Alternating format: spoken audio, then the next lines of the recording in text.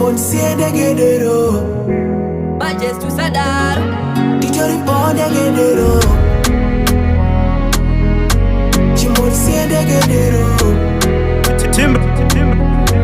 Tijori po Ucharo rariniko Ucharo rwariniko Mwanangu Ingawa tukura so Ingawa tukura oh Mwanangu Mama ntombo sive Wenta ndinofunga kungova ngova Shekurora stombo pinde msoro chandoda kuvatandala sadza Plus azidi pressure mai vamwe vari kuzorigreta Inenge yava too late pa unobaiwa moyo kuti uzorivenja Ucharo rariniko, ucharo rwariniko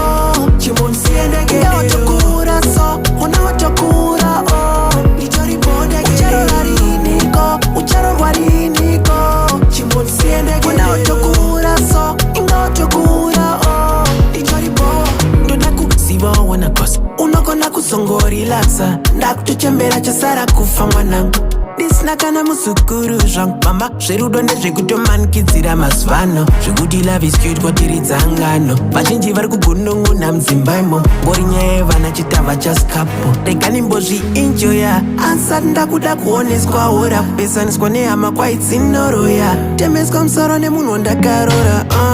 Ucharo rariniko, ucharo rwariniko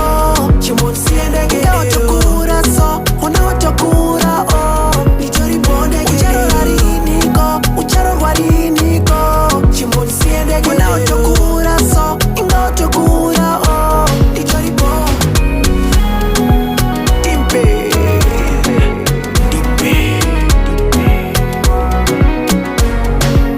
Serudo zvinonetsa mai Moyo wangu uri fragile kunge masai Ndikaupaka nfosa rinoupwanya kawe Handingazvikoni zvidrama rakadai honai Sekuru tona vakazosiya mukadzi nevana At first taiti dzakaroverana hana After 2 months vakazocheka ukama Ndakadzidzisa moyo wangu kuti dzikama Ruda usandidaro Shamwari yangu usandidaro Shamwari baba usandidaro Usandidaro sha Ucharo rariniko